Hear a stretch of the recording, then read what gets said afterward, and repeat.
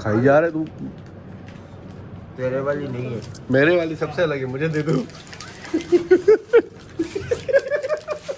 यार अजीम, मुझे एक बात तो बता, तेरी भी ख्वाहिश है ना कि तेरे गैराज में ये वाली गाड़ियाँ खड़ी रहें? अगर यहाँ पर आपके बच्चों के पास साइकिल है तो वो ऊपर ले जाना अलाउ नहीं करते। यहाँ पर बेकदरी ज़्यादा होती है साइकिल की ना, यानी कि ध्यान नहीं रखा जाता और इवन बच्चे खुद ही यहाँ पर तोड़ फोड़ के चले जाते हैं। क्या बैचलर्स बहरिया में रह सकते हैं या फिर बैचलर्स का बहरिया में रहना मना है? अगर आप बहरिया में बैचलर रहते हैं, अगर आप एक बंदे हैं, तो आपका जो खर्चा आने वाला है वो मिनिमम भी मिनिमम आपको।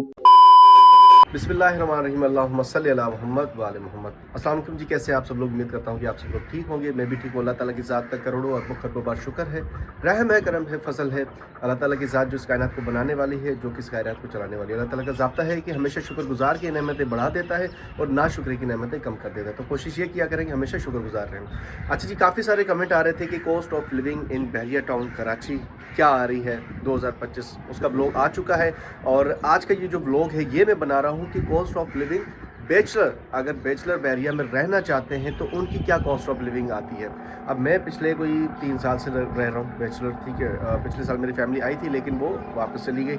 अब दोबारा अगेन मैं बैचलर रह रहा हूँ और मैं आपको आज के ब्लॉग में बताऊंगा कि कॉस्ट ऑफ लिविंग अगर कोई बैचलर बहरिया में रहता है तो उसकी क्या आती है। कॉस्ट ऑफ लिविंग बताने से पहले मैं आपको ये बता चलूँ कि यहाँ पर जो टावर्स है इसका मैं आपको ओवरव्यू देता चलूँ कि जैसे आप अपने टावर से बाहर आते हैं तो यहाँ पर आपको कार पार्किंग मिल जाती है। और ये अगर फॉर सपोज अब ये एक टावर है तो ये यहाँ से लेकर यहाँ तक ये एक टावर है, देन इसकी एक एंट्रेंस यहाँ से होती है और जो इसकी सेकंड एंट्रेंस है वो यहाँ से होती है। हर एंट्रेंस पे दो दो लिफ्ट्स हैं और ये है जी इसकी कार्गो लिफ्ट। ग्राउंड+6 का ये एक टावर होता है और हर फ्लोर पर यहाँ पर 22 अपार्टमेंट होते हैं, वो भी 2 बेडरूम अपार्टमेंट। टावर्स के बाहर बच्चों के खेलने के लिए यहाँ पर झूले भी दिए हैं। और यहाँ पर सबसे बड़ी चीज़ ये है कि अगर आप अपनी फैमिली यहाँ पर रखते हैं तो सबसे जो सिक्योर जगह है बहरिया में तो वो यही टावर्स है, क्योंकि यहाँ पर आपका जो अपार्टमेंट है वहाँ पर कोई आ नहीं सकता। जैसे विला होता है, आके कोई भी दरवाज़ा नॉक करता है तो यहाँ पर आ नहीं सकता। अगर इवन आपका कोई गेस्ट भी है तो यहाँ पर उसको परमिशन लेनी पड़ेगी सबसे पहले, या फिर आपको नीचे उतर कर आना पड़ेगा। आप खुद अपने जो है ना ब्याह पे उसको रिसीव करके ऊपर ले जा सकते हैं। सबसे बड़ा बेनिफिट यहाँ पर आपको ये मिल जाता है। अगर आपके बच्चे वगैरह यहाँ पर खेलते हैं तो वो भी सिक्योर रहते हैं, क्योंकि यहाँ पर कैमराज वगैरह सारी चीज़ें इंस्टॉल्ड होती हैं और यहाँ पर जो रिसेप्शन वाले हैं वो अपने तौर पर खुद भी ख्याल रखते हैं बच्चों का। कहते हैं अंदर सिर्फ कार पार्किंग है, बाहर की तरफ आपकी बाइक वगैरह पार्क होती है और बाइक भी यहाँ पर सिक्योर रहती है। अच्छा, यहाँ पर मैं आपको बता चलूँ कि टोटल 26 टावर्स हैं। अब 26 टावर्स में टावर 25 और 26 का अभी तक पोजीशन नहीं मिला है, लेकिन है ओवरऑल वो बिल्कुल रेडी। अब ये है कि यहाँ पर 2 बेडरूम अपार्टमेंट हैं सारे, लेकिन सिर्फ 2 टावर्स 3 बेडरूम के और 1 टावर 4 बेडरूम का है, जो कि इस तरफ आता है, ये सामने। और इन्हीं के सामने आपकी आ जाती है मस्जिद। और पिछला ब्लॉग जो है मेरा कॉस्ट ऑफ लिविंग, जो कि फैमिली के साथ आप अगर रहते हैं तो क्या आपकी कॉस्ट आती है, तो उसमें मैंने ओवरऑल इनका रिव्यू दिया है। अंदर से मस्जिद दिखाई है, इसका जो मार्ट है वो मैंने दिखाया है, और उसके अलावा जो यहाँ पर शॉपिंग गैलरी है वहाँ पर क्या क्या चीज़ें वो अगर आप जाके देख लेंगे तो आपका टाइम बच जाएगा। तो ब्लॉग को शॉर्ट करते चलेंगे। अगर यहाँ पर आपके बच्चों के पास साइकिल है तो वो ऊपर ले जाना अलाउ नहीं करते, तो बाहर ही यहाँ पर साइकिल स्टैंड्स हैं जो कि हर टावर के बाहर यहाँ पर स्पेशली दी गई हैं। और होता ये है कि देखें, जो चीज़ होगी वो जाहिर है यहाँ पर बेकदरी ज़्यादा होती है साइकिल की ना, यानी कि ध्यान नहीं रखा जाता और इवन बच्चे खुद ही यहाँ पर तोड़ फोड़ के चले जाते हैं। अब मेरे एक दोस्त हैं, उन्होंने विला से शिफ्ट हुए थे, वो अपार्टमेंट्स में ना टावर्स की तरफ शिफ्ट हुए थे। तो उनका ये सीन था कि उनके पास कोई 6 साइकिल्स थी, क्योंकि उनके पास बच्चे आते थे, उनके लिए लेकर रखी थी। तो उनकी क्या हुआ कि एक साइकिल कोई तोड़ के चला गया, बच्चे ही थे, कोई वो नहीं था। अब इसमें ये होता है कि जो रिसेप्शन वाले होते हैं वो इसके ज़िम्मेदार नहीं होते, वो पहले ही बताते हैं कि भाई हमारी कोई ज़िम्मेदारी नहीं है, आप इसको लॉक कर दें। भाई लॉक तो कर दें, चलो चोरी नहीं होगी, लेकिन ये है कि हवा निकाल के चले जाएंगे, कोई सीट वगैरह तोड़ के चले जाएंगे।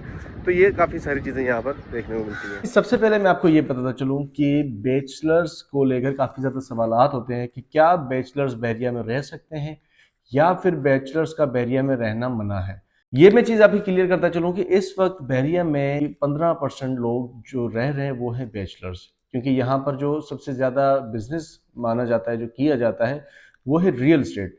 अब रियल इस्टेट में काफ़ी ज़्यादा लोग हैं जो कि अपनी फैमिली यहाँ पर फिलहाल शिफ्ट नहीं कर पाए, लेकिन वो खुद रह रहे हैं, अपना कारोबार कर रहे हैं, अपना काम को टाइम दे रहे हैं। तो उसकी वजह से उनको यहाँ पर बहरिया में ही रिहाइश करनी पड़ती है, क्योंकि बहरिया के आसपास ऐसी खास रिहाइश नहीं है।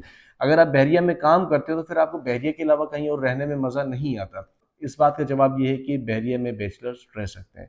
लेकिन टावर्स में थोड़ी रिस्ट्रिक्शंस हैं टावर में इस वजह से, क्योंकि काफ़ी ज़्यादा यहाँ पर फैमिलीज रहती हैं और एक क्लोज सा यहाँ पर माहौल है, तो यहाँ पर काफ़ी ज़्यादा जो है ना पंचायत होती है बैचलर्स को लेकर।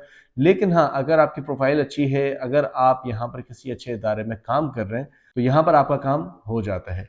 अब इस चीज़ को लेकर काफ़ी ज़्यादा लोग हैं, जब बैचलर के लिए टावर्स में अपार्टमेंट लेते हैं तो फिर आपको सबसे पहले यही पूछा जाता है कि आप बैचलर हैं या फैमिली के साथ हैं।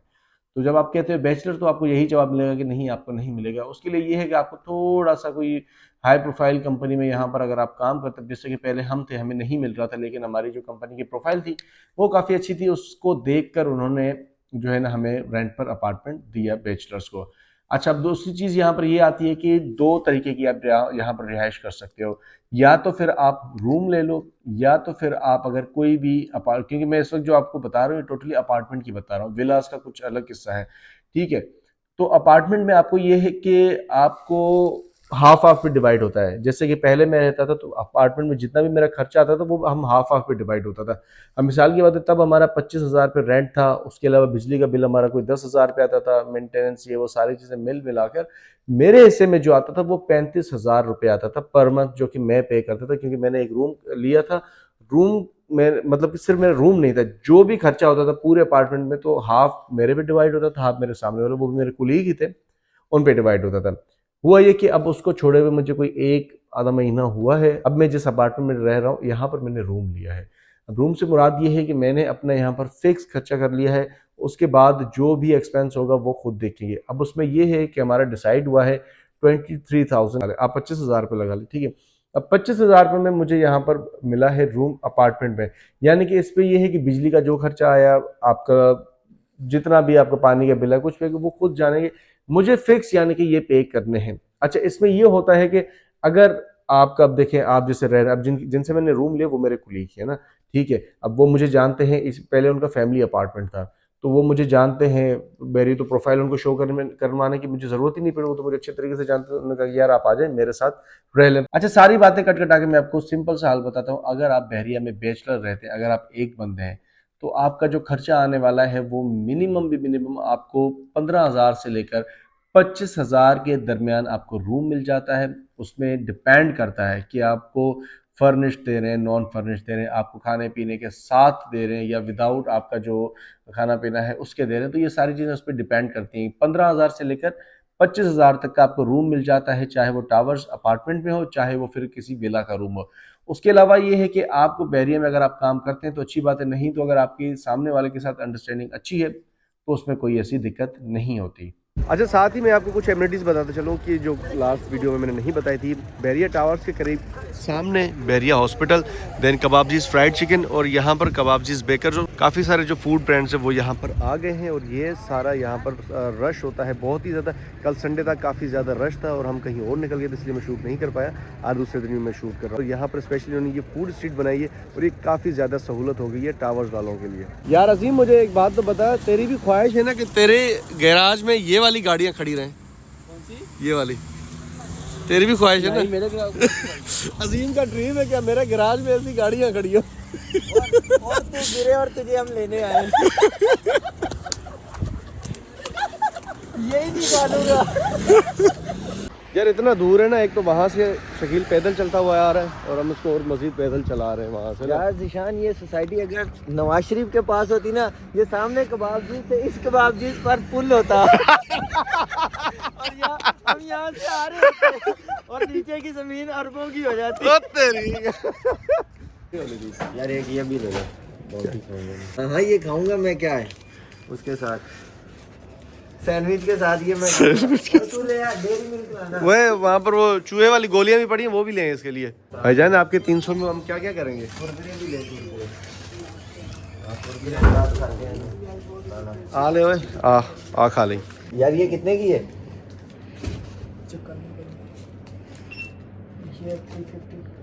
तेरी 50 रुपये एक्स्ट्रा। एक तो मेरा तो ये कर दो, मेरा तो कोटा पूरा हो जाएगा। देख रहे, मैंने तेरे आसरे पे वो लिया है और तूने पहले अपना कोटा, वो ये तूने अच्छी बात नहीं की है। याद कोटा ये तो तूने बताया, मेरे आसरे तो नहीं है। मैं करता हूँ तेरा बंदोबस्त बेटा। कबाब ले ले, तुम बोल रहा हूँ मैं तुझे, वहाँ जाके सैंडविच बना लेंगे। मैं सही कह रहा हूँ। नवाज शरीफ के जो पुल वाले पैसे वो मेरे अकाउंट में भेजे ना। गाइस आज हमने चॉकलेट खाई है। कितने पैसे? जब ले लिया तूने, अब एक यहाँ से बन और ये सबरोसो का ये शामी कबाब वगैरह सारी चीजें ले लेते हैं, घर जाके बर्गर बनाएंगे। गाइस गाइस आज मैं बर्गर खा रहा हूँ गाइस। कितना ना बनावा? ओए यार लाने नहीं के नहीं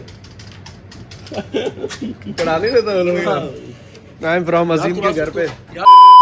तो ये थी जी आज की इन्फॉर्मेशन। अगर आपको ये इन्फॉर्मेशन समझ में आई, पसंद आई, या अगर आप मजीद कुछ जानना चाहते हैं तो कमेंट कर दीजिए, क्योंकि ये जो वीडियो है ये भी डिमांड के ऊपर ही बनाई गई है, क्योंकि इससे पहले जो डिमांड थी काफ़ी ज़्यादा, cost of living in Bahria town Karachi और फैमिली की जो क्या कॉस्ट आती है, मैंने वो अपलोड कर दी है, वो जाकर आप देख सकते हैं। इसके अलावा एक और ब्लॉग आ रहा है कि रेंट का प्रोसेस क्या है, वो भी इंशाल्लाह ठीक इसके बाद अपलोड हो जाएगा।